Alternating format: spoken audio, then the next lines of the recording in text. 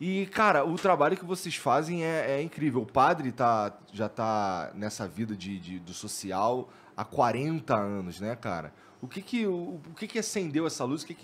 Qual foi o chamado que você teve? Acho que não é um chamado, é uma circunstância da vida e de onde você vive. E eu acho que tudo é parte do sentido da vida, para onde você vai, o que tem significado, o que te preenche como ser humano, né? E te questiona também, e aonde você se consome. Então, meu pai trabalhava na área social também, embora na área mais administrativa, e ele me levava ainda garoto para conhecer o trabalho dele, e lá eu conhecia a outra parte que não era administrativa, que era a parte mais social. Então, é a forma como eu fui crescendo e me relacionando com a vida. Entendi. Então, o teu pai te mostrou isso daí, e aí, mas assim, mas para ser padre precisa de um chamado, de certa forma, né? Também eu acredito que é uma construção que você faz. Eu não acredito em um chamado sobrenatural. Eu acredito que é uma construção que você também vai fazendo. Eu fui a primeira vez para o seminário, eu era muito pequeno, eu era pré-adolescente. E eu não aguentei, porque era muito rígido. Aham. Eu apanhei de vara, fiquei ajoelhado no milho e essas coisas. Aí eu vim embora, não aguentei. Aí estudei um tempo, voltei pro seminário, aí fiquei um bom tempo, fui frei, recebi hábito e tudo, mas é eles que me mandaram embora dizendo que eu não servia. É mesmo? É, Caraca, por essa eu não esperava, não sabia disso. isso foi em 1968, por aí. E aí depois eu voltei para casa, meu pai falou, você foi e não quis, você foi, te mandaram embora, agora você vai trabalhar e vai viver tua vida. E eu fui trabalhar, fiz faculdade e tudo.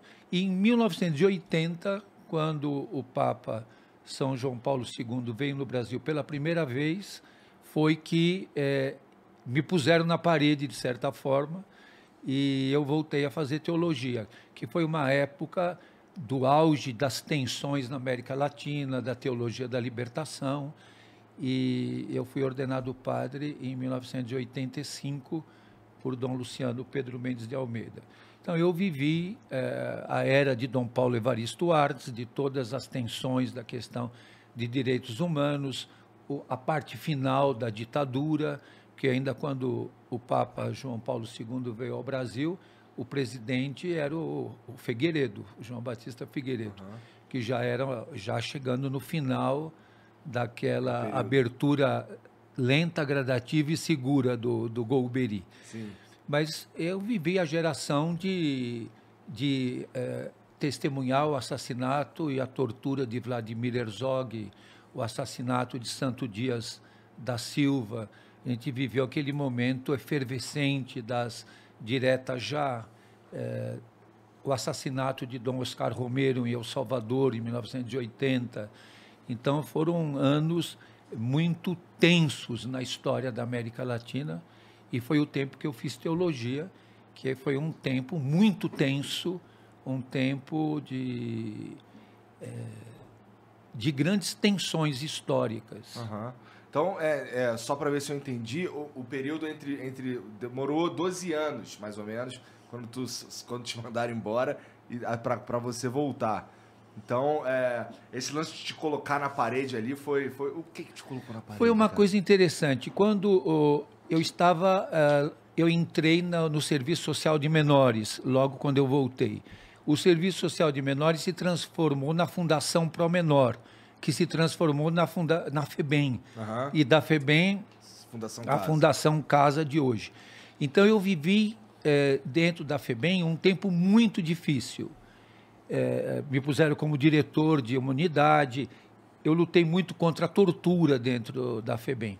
E quando o Paulo Maluf era governador do estado, que era um governador indireto, foi um momento que eu não aguentei mais ficar dentro da FEBEM. Então eu pedi para sair. E no momento que eu quis sair, por um arranjo com a arquidiocese, eu fui comissionado na arquidiocese de São Paulo para a Pastoral do Menor.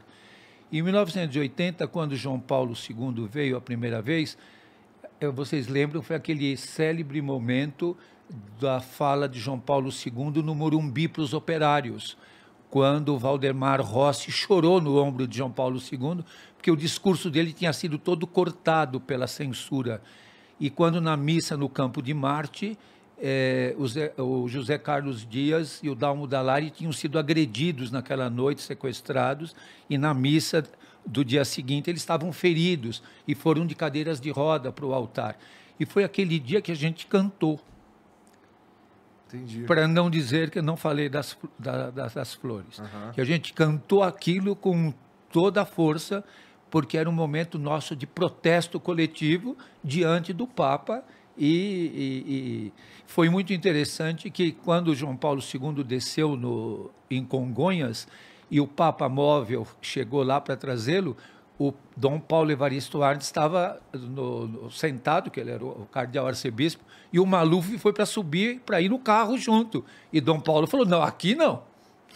Porque o Maluf queria subir no Papa Móvel para ir acenando do lado de João Paulo II. Que ia ser uma oportunidade política que ele queria pegar. Né? Única. E Dom Paulo, porque era uma questão da igreja, não era um momento político. E quando João Paulo foi embora, Dom Luciano Mendes de Almeida, tem muitos significados isso para mim ainda hoje. Nós estávamos do lado de um capitel de uma coluna que estava lá na Cúria, na Avenida de Higienópolis, diante do jornal São Paulo, estava a irmã Maria do Rosário, a Ruth, eu e Dom Luciano conversando. E apoiados naquele capitel. Estou falando isso para vocês verem o que aconteceu depois. E Dom Luciano, naquele dia, falou assim, o Papa me fez uma pergunta. Eu falei, Dom Luciano, o que o Papa lhe perguntou? Aí que ele me pôs na parede. Quando é que você vai ordenar o Júlio padre? Eita! Eu falei, o Papa não perguntou isso, Dom Luciano, ele nem sabe que eu existo. Eu estava lá no Campo de Marte, bem perto do altar, mas o Papa não me conhecia, ele nem sabia da minha existência. Aí Dom Luciano falou, mas eu estou perguntando. E foi a forma dele. E aí, isso em 80, em 81 eu comecei a estudar teologia, em 85 ele me ordenou padre. E esse capitel da coluna, onde nós conversamos, hoje é o que sustenta o altar da Catedral da Sé. Eu posso voltar na pergunta que ele fez? Tem um detalhe,